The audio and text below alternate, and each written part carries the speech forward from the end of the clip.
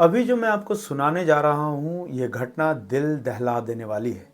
आपको इंडिया की वो घटना याद होगी जिसमें श्रद्धा के बॉडी के टुकड़े उसके प्रेमी आफताब ने किए थे और कई दिनों तक फ्रिज में रखा था और फिर धीरे धीरे इन टुकड़ों को वो आसपास के जंगलों में फेंकता रहा था।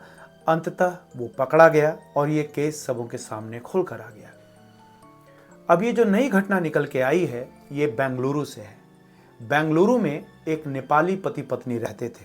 जी हाँ, दोनों ही नेपाल के रहने वाले थे, लेकिन पति बेंगलुरु में काम करता था, किसी मोबाइल शॉप में काम करता था और पत्नी इन्हीं के साथ रहती थी बेंगलुरु में। लेकिन शादी के कुछ दिनों के बाद ही जब ये एक बच्चे की माँ बनी, इनका नाम मैं आपको बता दूं, इनका नाम महालक्ष्मी था और इनके पति हेमंत। जी हाँ, दोनों बेंगलुरु में रहते थे।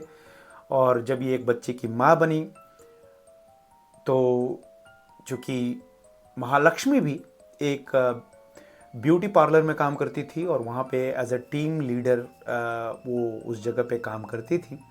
लेकिन इनके पति हेमंत को कुछ शक हुआ और दोनों में झगड़े होने लगे। जब दोनों के बीच में झगड़े होने लगे तो इन्होंने तलाक लेने का फैसला किया। दोनों तलाक लेकर एक दूसरे से अलग रहने लगे। कहानी बिल्कुल नॉर्मल यहाँ पे लग रही है और सब कुछ ठीक ठाक सा लग रहा था। बच्ची पिता के साथ रहती थी और माँ महालक्ष्मी कभी कभी अपनी बच्ची को देखने महीने में 15 दिन में आती रहती थी। अब हेमंत जो है उसी शहर में किसी अलग मोहल्ले में रहता था और इनकी एक्स वाइफ कह लीजिए महालक्ष्मी, वो अलग मोहल्ले में कमरा लेकर के रहती थी। और इमरजेंसी के नाम पे इन्होंने अपनी बहन और अपनी माँ का कांटेक्ट दे रखा था।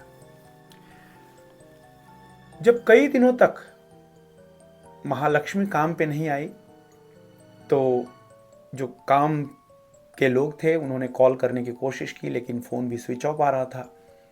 महल्ले में कुछ रहने वाले लोग जो कि महालक्ष्मी के फ्लैट के बगल में रहते थे, उनको उनके फ्लैट से बहुत ही गंदी बदबू सी आने लगी। तब इन्होंने जो है पुलिस को बुलाया। पुलिस ने आते ही परिवार के बारे में पूछा तो परिवार के नाम पे इनकी माँ और बहनों को बुलाया गया।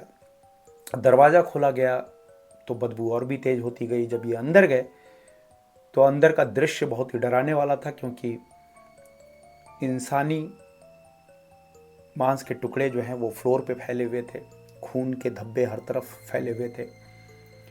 और फॉरेंसिक टीम भी आई, सब कुछ इकट्ठा कर लिया गया। जब पुलिस ने फ्रिज खोला तो वहाँ और भी तेज़ बदबू आ रही थी और वहाँ पे और भी टुकड़े पड़े हुए थे और सर का टुकड़ा भी उस फ्रिज के अंदर रखा हुआ था। कितना भयावह।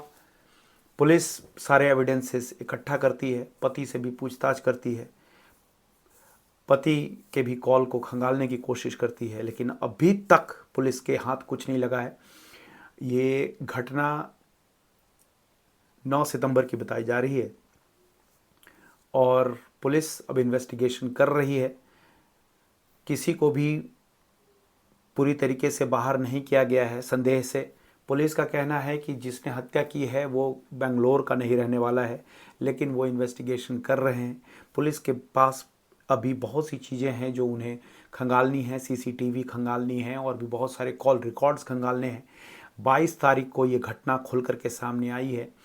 9 तारीख से लेकर के वो गायब थी और 22 तारीख को पुलिस को पता चलता है कि ये डेड बॉडी कमरे के अंदर है, वो भी टुकड़ों टुकड़ों में मतलब कमरे के अंदर है। वो भी जब पड़ोसियों ने पुलिस को बताया तो पुलिस इन्वेस्टिगेशन कर रही है और जल्द ही इसके बारे में जैसे ही निकल के आता है, ऐसा मानना है कि पति तो ऑलरेडी तलाक दे चुका था और उन दोनों के बीच में कुछ ज़्यादा था नहीं, लेकिन पति को भी संदेह से परे नहीं किया गया है, क्योंकि पति हो सकता है पुरानी रंजिश, हो सकता है समाज के ताने और बहुत सी चीज़ें होती हैं जो तलाक के बाद भी पति को चैन से नहीं रहने देता। हालांकि लोगों का ये भी कहना है कि एक अनजान शख्स आता जाता रहता था महालक्ष्मी के कमरे पे।